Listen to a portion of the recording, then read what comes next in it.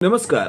Finally आपण पाहतोय आता विठूच्या वाडीत प्रत्येकाच्या मोबाईलमध्ये अधोक्षज विरोधात एका व्यक्तीने असा व्हायरल व्हिडिओ पसरवलेला असतो की विचारून सोय नाही.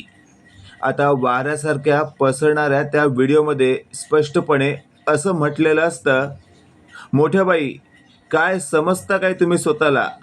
तुम्हाला काय वाटलं इतकी वर्ष विठूच्या वाडीतील जी तुमची मानाची गादी आहे ती कायम तुम्ही तुमच्याच घराण्याकडे ठेवणार का? आणि तुम्ही यापुढे तुमच्या घराण्याची गादी तुमच्या मुलाला देऊ इच्छिता, ज्या मुलाला नीट बोलताही येत नाही, प्रत्येक गोष्टीत तो अडखळतो. अशा व्यक्तीला जर तुम्ही विठूच्या वाडीतील मानाची गादी दिलीत तर विचार करा, खरंच लोकांचा श्रद्धेवरून विश्वास नाही उठणार का? अशा तोतऱ्या बोबड्या मुलाला तुम्ही ही मानाची गादी देऊच कशी शकता? त्यावर मात्र आता या व्हिडिओमध्ये स्पष्टपणे असं म्हटलं गेल्यामुळे आता अनेकांच्या भावना दुखावलेल्या असतात. आणि अशातच आपण पाहतोय आता मोठ्या बाईही खूप चिडतात, कारण त्यांना असं दाखवायचं असतं की खरंच मलाही खूप दुःख झालं आहे. कारण त्यांना असं दाखवायचं असतं संपूर्ण विठूच्या वाडीमध्ये की हा व्हिडिओ बनवण्यासाठी इंदूने एका व्यक्तीला पैसे दिले आहेत आणि त्या माध्यमातून ती माझ्या मुलाला बदनाम करू इच्छिते. आणि एकदा का माझा मुलगा बदनाम झाला का तो मग आर्थिकदृष्ट्या मानसिकदृष्ट्या खचेल आणि त्यानंतर मात्र त्याचं लक्ष संसारात लागणार नाही आणि मग तो आत्महत्या करण्यासाठी पावलं उचलेल.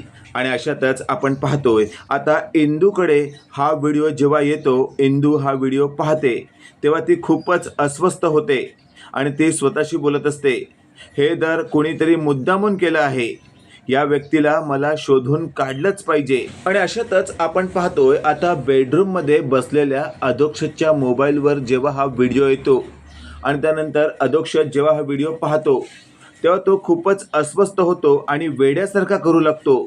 तो लगेचच बोलू लागतो, म्हणजे माझ्या अशा बोलण्याची लोक खिल्ली उडवतात. तर मी आत्तापर्यंत जे काही बोलत आलो आहे, मला तर वाटलं की लोक मला नॉर्मल मुलासारखं समजत असतील, पण लोकांनी तर अक्षरशः माझी खिल्ली उडवण्यासाठी एकही मार्ग सोडलेला नाही आहे. आणि तो लगेचच जणू खचल्यागत बसलेला असतो. तेवढ्यात आपण पाहतोय आता थेट इंदू बेडरूममध्ये येते आणि अधोक्षजची अवस्था पाहून ती बोलत असते, अधू काय झालंय?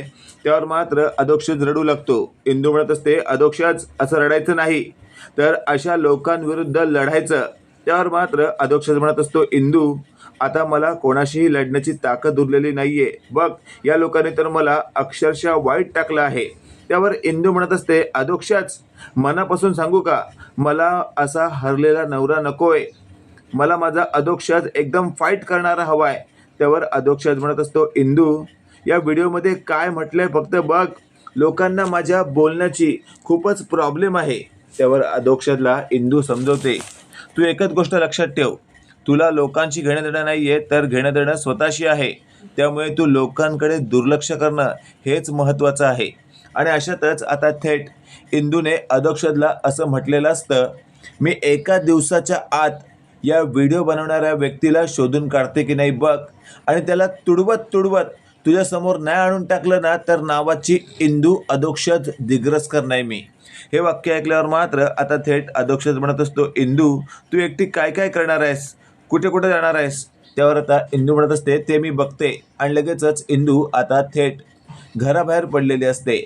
आणि अशातच आपण पाहतोय आता इंदूने गोपाळला गाठलेलं असतं आणि तिने गोपाळला ह्याबद्दल जाब विचारलेला असतो. गोपाळ म्हणत असतो, इंदू काय वेड लागले का तुला? अधोक्षज हा माझ्या लहान भावासारखा आहे. एक वेळ मोठ्या बाईंच्या विरोधात मी काहीतरी करण्याचा प्रयत्न करू शकतो, पण तसंही करणार नाही. पण अधोक्षज तर हा माझा लहान भाऊ आहे, त्याच्या विरोधात मी असा कधी स्वप्नातही विचार करू शकत नाही. त्यामुळे तू या बाबतीत निश्चिंत राहा, मीही तुला या बाबतीत मदत करायला तयार आहे. हा नालायक माणूस कोण आहे ना, हे आपण दोघांनी मिळून शोधून काढूया. आणि शेवटी आता नेमका हा व्हिडिओ कोणत्या मोबाईलवरून आला आहे किंवा कुठल्या लोकेशनवरून आला आहे याचं IP ॲड्रेस चेक करण्याचं काम गोपाळ आपल्या एका इंजिनियर मित्राला पाठवतो. आणि लगेचच आता त्या माणसाने म्हणजेच इंजिनियर मित्राने गोपाळच्या गोपाळला तो फोन करून सांगितलेला असतो की अमुक अमुक ठिकाणाहून हा व्हिडिओ पब्लिश झाला आहे.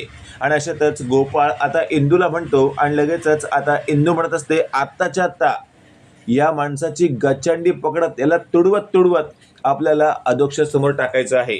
त्यावर लगेचच आपण पाहतोय गोपाळ एका पायावर तयार होतो आणि मग ती दोघं जवळच्याच एका गावात पोहोचलेले असतात.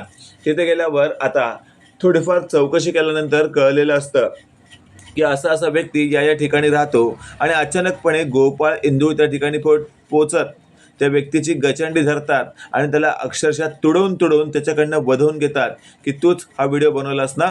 त्यावर तो हो म्हणतो, पण त्याने असं म्हटलेलं असतं, हा व्हिडिओ बनवण्यासाठी मोठ्या बाईंनी मला पैसे दिले आहेत. त्यांचीच इच्छा होती की त्यांच्या मुलाला बदनाम करावं आणि त्या मुलाला बदनाम झाल्यानंतर थेट हे सगळे आळ इंदूवर घालावे असं मोठ्या बाईंचं म्हणणं होतं. हे वाक्य ऐकल्यावर मात्र आता थेट गोपाळ आणि इंदूने त्या माणसाची गच्चंडी धरत विठूच्या वाडीत आणलेलं असतं आणि थेट सगळ्यांसमोर मोठ्या बाईंना असं म्हटलेलं असतं, काय मोठ्या बाई, लाज वाटत नाही का तुम्हाला? स्वतःच्याच मुलाला बदनाम करण्याचं काम तुम्ही या अशा माणसाला देता, ज्या माणसाला आम्ही कुत्र्यासारखं फटकवत इथं आणलं आहे. त्यावर आता मोठ्या बाई म्हणत असतात, गोपाळ, इंदू, तुम्ही दोघं मला अडकवण्याचा प्रयत्न करताय. या व्यक्तीला तुम्ही पैसे देऊन असं म्हणायला भाग पाडलं असेल. मी का माझ्या मुलाची बदनामी करू? त्यावर लगेचच आता तो व्यक्ती म्हणत असतो, मोठ्या बाई, उगाचच मला अडकवू नका. तुम्ही मला काय म्हटलं होतं की माझ्या मुलाला बदनाम झालेलं मी पाहू शकते, पण माझ्या मुलाला त्या इंदूबरोबर कधीच पाहू शकत नाही. माझ्या मुलाला त्या इंदूने सोडलं पाहिजे, त्यासाठी मी माझ्या मुलाला बदनामसुद्धा करायला तयार आहे. त्यावर लगेचच आता अधोक्षज म्हणत असतो, आई, लाज वाटत नाही तुला असं करताना? अगं, माझ्या मनाला किती वेदना झाल्या या बाबतीत तुला काहीच कसं वाटलं नाही. त्यावर मोठ्या बाई म्हणत असतात, अधू, मी तुझी आई आहे. तुझ्या सुखाचा विचार मीच करू शकते. या मुलीबरोबर तुझं सुख नाही आहे. एकच गोष्ट लक्षात ठेव, मी सांगेन त्याच मुलीशी तुला लग्न करावं लागेल. त्यावर मात्र आता अधोक्षज म्हणत असतो, वेड लागले का तुला? माझं लग्न झालंय आणि तेही फक्त इंदूशी. इंदू व्यतिरिक्त मी कोणाचाही विचार कधीच करू शकत नाही. लहानपणापासून मी इंदूवर प्रेम करत होतो, प्रेम करत आहे आणि प्रेम करतच राहणार. त्यावर मात्र आता थेट गोपाळ मनातल्या मनात बोलत असतो, अरे अधू, गप्प बस.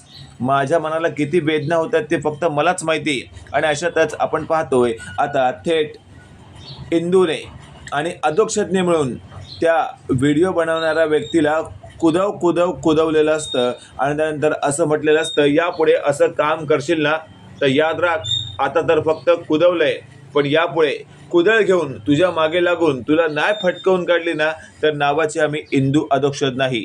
आणि अशातच आता तो व्यक्ती माफी मागून तिथून निघून गेलेला असतो. मित्रांनो, तुम्हाला काय वाटतंय? इंदू आणि गोपाळने जे काही काम केलं आहे त्या व्यक्तीला पकडून खरंच ते वाखाणण्याजोगं आहे की नाही? कमेंट करून नक्की कळवा. आणि असेच नवनवीन अपडेट पाहण्यासाठी व्हिडिओला लाईक आणि चॅनलला नक्की सबस्क्राईब करा. धन्यवाद.